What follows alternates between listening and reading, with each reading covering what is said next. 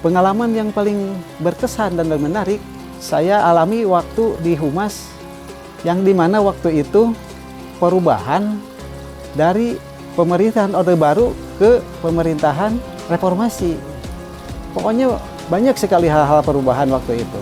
Apalagi di bidang jurnalistik, di bidang segalanya lah pokoknya. Jadi pelayanan ke media massa, ke media online, ke media cetak itu, jadi tidak ada batas waktu dan tempat lagi. Kita harus mengayomi, melayani, memberikan informasi tentang lembaga, tentang apapun yang ada di lembaga UIN Sunan Gunung Jati itu 24 jam. Kadang-kadang kita lagi di mana, lagi di rumah, lagi di mana, itu tetap kita harus melayani lagi.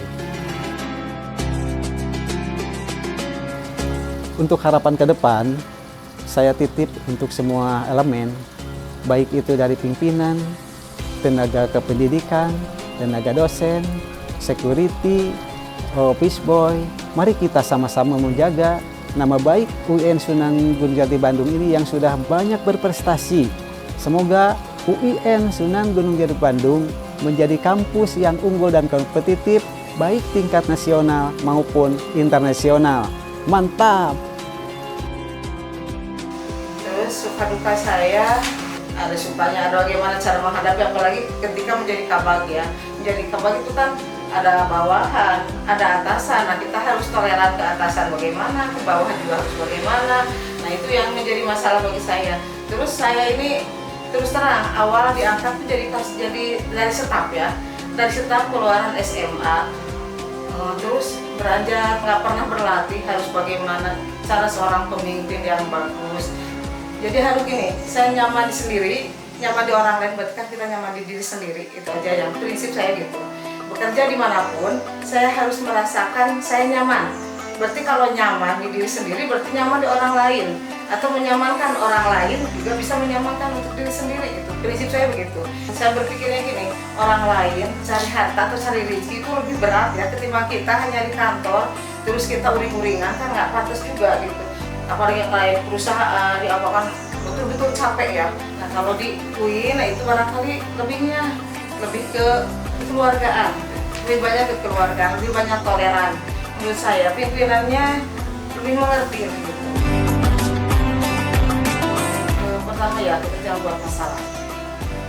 Jangan buat masalah, apapun yang terjadi kita hadapi dengan rendah hati, dengan hati yang tenang, dengan pikiran yang tenang juga gitu.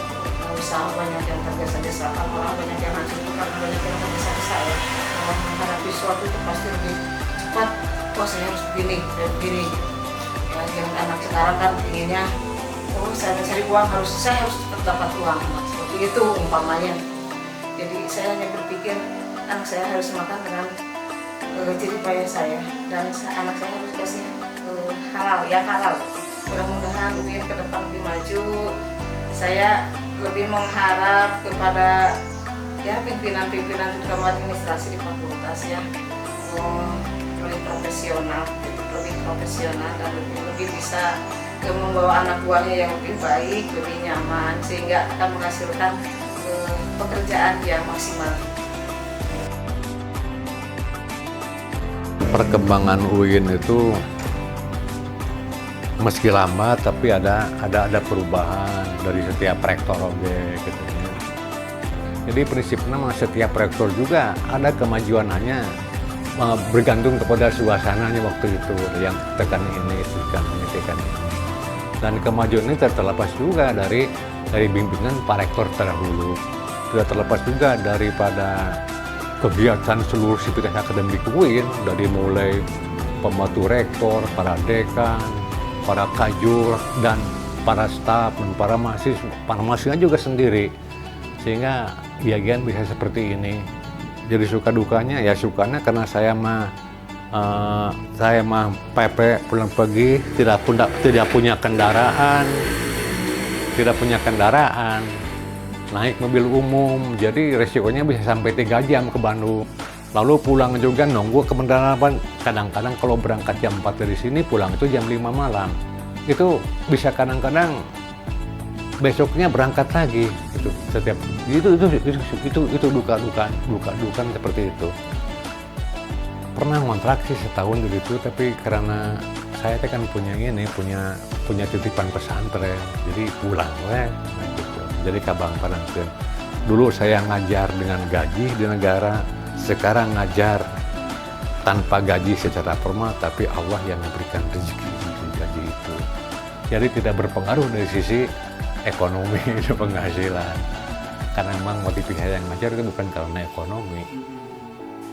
Di UIN pun bukan karena motif ekonomi itu ngajar itu. Semata-mata adalah ta'ala dulu. Kalau itu ada gajinya ya syukurlah gitu. Allah menghormati kita. Jadi tidak terjadi power syndrome dalam masalah itu mah. Seperti yang dikhawatirkan orang, hati-hati Pak menjelang pensiun. Mudah-mudahan tidak. Tapi melihat kemajuan kebijakan saat ini, ya hilang itu rasa duka teh gitu. Mudah-mudahan ke depan ingin terus kemajuan terus dicapai, terus diraih siapapun yang levelnya ke depan gitu. Itu harapan seperti itu. Untuk ilmu saya tidak bisa memberikan saran gitu. Harus begini gitu. Mereka akan lebih tahu sendiri gitu. Lebih pandai gitu daripada guru-gurunya. Jadi optimis kalau saya saja yang kuliahnya dulu serba kurang, tidak ada perpustakaan, bisa jadi dosen. Apalagi masih yang sekarang kuliahnya itu serba fasilitas yang lengkap. Belajar dengan benar, para dosen sekarang itu ya tingkatkan kemampuan keilmuannya, keterampilannya. Dan yang tak lupa karena salah satunya bingkai akhlakul karimah, maka para dosen sendiri harus memberikan contoh akhlakul karimah sebelum diterapkan kepada mahasiswa. Modelingnya adalah guru kuncinya kan gitu, para dosen itu sendiri. Jadi anak muda saya percaya untuk anak-anak muda saat ini tanpa punya buku pun mereka bisa belajar dari Google, dari mana banyak guru. Tapi mungkin dari sisi akhlakul karimah misalnya itu perlu adaptasi, perlu dikondisikan sama orang tua. Bukan berarti mereka jelek, tapi perlu peningkatan.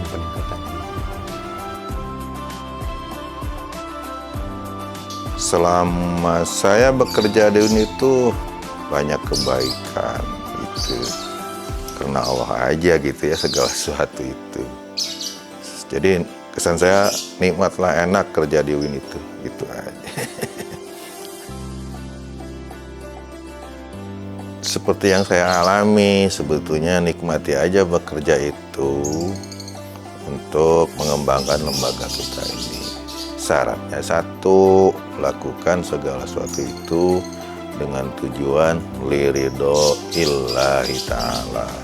Kesempurnaan manajerial pribadi kita, lembaga itu didapat karena semata ingin mendapat ridho Allah. Jadi tidak ada yang berat, tidak ada yang merasa kurang gitu. Jadi perasaannya sudah lakukan sesuai dengan kemampuan, semata mencari ridha Allah. Itu pesan untuk ke generasi berikutnya, sehingga di awal, di tengah, dan di ujung nanti insya Allah kita juga enak aja gitu ya. Saya kira itu pesan yang penting.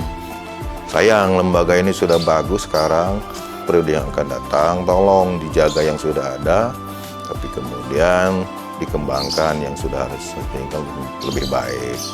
Saya doakan para penerus ini bisa memahami apa yang harus dilakukan.